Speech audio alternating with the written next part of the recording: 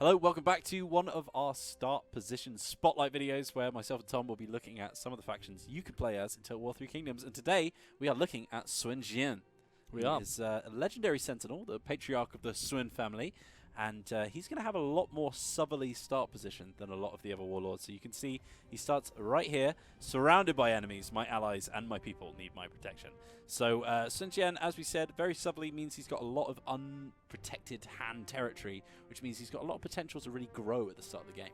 He does, and once you've got through that Han territory, you've also then got a lot of uninhabited kind of territory down here that you can then move into and kind of spread out. So he's really useful there. The other great thing about him is he starts with a family already made for you. Oh, fantastic, because we're going to see quite a lot of legendary characters. So obviously in the romance novels, after Sun Jian dies at the betraying hands of Liu Biao, Sun Ce takes over, the little conqueror. He's quite young when he takes over, but he really establishes himself and does some pretty noteworthy things. After that, Sun Charan, his younger brother, taking the mantle. And then, of course, the legendary Sun Ren, who we saw in our Gamescom demo as well, where she was quite a potent vanguard, able to dish out a lot of damage, and a very cool character as well.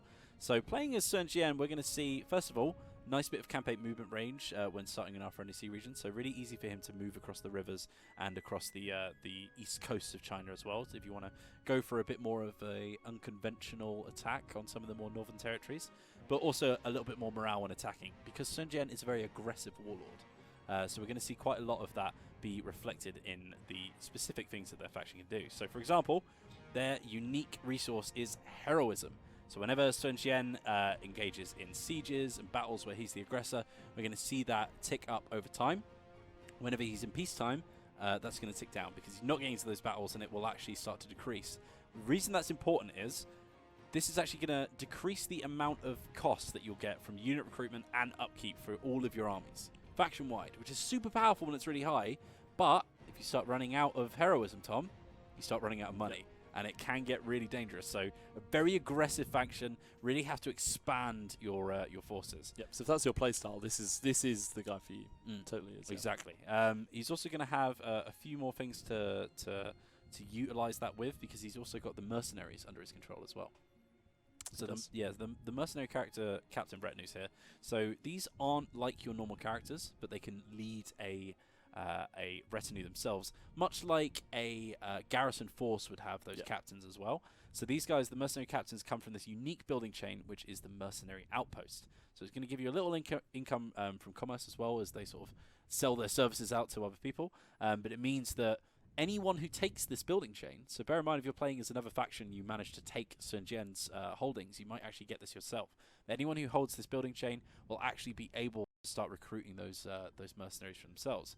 And we're also going to see some of those unique units as well. So we've got mercenary archers here, mercenary infantry, and mercenary cavalry. All very, very good sort of mid-tier units who are pretty notable damage dealers. So a lot of cool things that you can do with Sun Jian. Let's jump into his start position, the first turn, and see how he plays. So here we are on the first turn of Sun Jian's campaign, and you can see he's got his initial army to deal with and that initial town to move into in Jiangling. But there's a bit of an interesting start position for Sun Jian because he actually starts away from his first province, which means that he's kind of got quite a bit of a route to come back. The reason for that is in the story at this sort of time period, he was trying to retreat from Yuan Shao's sort of failed coalition against Dong Zhuo. So he's not quite made it. This is the point in the story where Liu Biao betrays him and actually kills him off. And sees his son take power. But you, of course, can change history and keep him alive. And he's quite a powerful sentinel as well. So you want to keep him alive for as long as you can. Yep. So as I said, Liu Biao is your main sort of enemy at the start. And the reason for that is you're going to get a dilemma really early on, which asks if you want to give him the Imperial Seal. So this is the Imperial Seal. It was found by Sun Jian and his warlords whilst he was in Luoyang, whilst he tried to take back the ruined capital from Dong Zhuo. And this is a really important object in ancient China, because it was kind of like the symbol of who was going to claim the emperorship next, almost. And a lot of people said that it was almost cursed, including Sun Jian's son.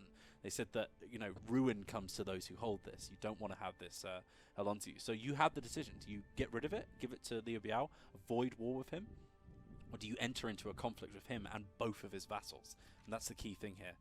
Sai Mao and the other vassal here are going to be really, really dangerous to come up against because they completely surround you. Liu Biao's territory up here, Sai Mao, and then the other vassal here on the east. It's going to be difficult to hold your ground against them, especially when you've got the Han Empire themselves trying to take you down. So a lot of things to start thinking about with Sun Jian. As we said, you've got that ability to increase your heroism, which is actually going to reduce that recruitment cost faction-wide, which are really, really important when you need to build up a lot of armies quickly. So getting into a lot of fights nice and early on, it might feel like you're overstretching yourselves, but it will actually give you that income increase as well. If we open up the court screen here and go into the family tree, we can see all of Sun Jian's sort of children here, who are all unique characters as well. Yep. So Sun Ce, Sun Quan, and Sun Ren, all really, really powerful characters that will eventually come of age and will become part of your character pool. Yep. So they're going to be really, really important. And of course, we've got a few characters to start us off with as well, including Huang Gai, who is a pretty good champion. Starts with a decent set of armor here in the hardened iron shell, one level below unique, so still pretty good. So a lot of good equipment that you start off with. But as I said, it's a tough one because there's a lot of enemies that you're going to have to come up against. But of course, a lot of territory that we can take, Tom. Yes, there is. So obviously you can see here surrounded by the Han Empire. So, and as you said earlier, quite undefended. So there's a lot of room you can move into here. And once you've done that, all of this kind of territory down the bottom is currently uninhabited. Yeah. So you can move into that. It's quite expensive. So you'll you can't just steamroll through there. Yeah. You do have to kind of play it quite carefully and watch your finances. But it does suit the aggressive playstyle. Yeah, one of the interesting things about those regions over here actually as well is that there's a lot of rice paddies, which are, I think, one of the most sort of like prolific food generators as well. So you can really build up like a really strong southern kingdom as happened in the novel. So you can see that Sun Jian is always going to make a big claim for the emperorship in your campaigns because they're the one that has the sort of most unimpeded start position.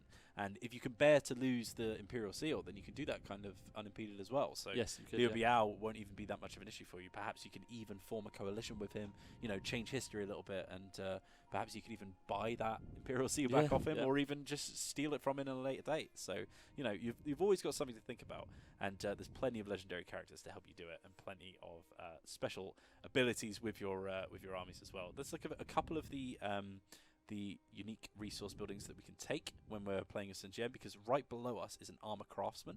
This one's really, really cool because it means that every turn or so, this region is actually going to generate, or has a chance to generate, a unique armor ancillary. Yep. So you can actually start building up some of that more unique equipment. Really, really interesting. We've also got iron mines over here, a good bit of industrial income, fishing ports for a bit more food, and the trade port is going to open up a few trade routes with those other more northern factions. That's actually going to be really important because when you start sort of isolated from the other factions, it's difficult to set up those trade routes. So grabbing that trade port nice and early on before you hit that first, second marquee ranking means that you can get that trade agreement nice and early and increase your income a little bit. So there you go. So there is Sun Jian, one of the playable warlords in Total War 3 Kingdoms. If you want to grab them yourself, of course, the game's out on the 23rd of May. And if you missed our stream that we did yesterday, you can join us next week, 3 p.m. GMT on Wednesday, where we will be continuing our Martung campaign. Or if you want to watch some of the previous campaigns that we played so far, or some of any of the other Total War Live content, head over to the Total War Live YouTube channel and watch some of our previous VODs. Thanks very much for watching, and we'll see you next week. Cheers, thank you.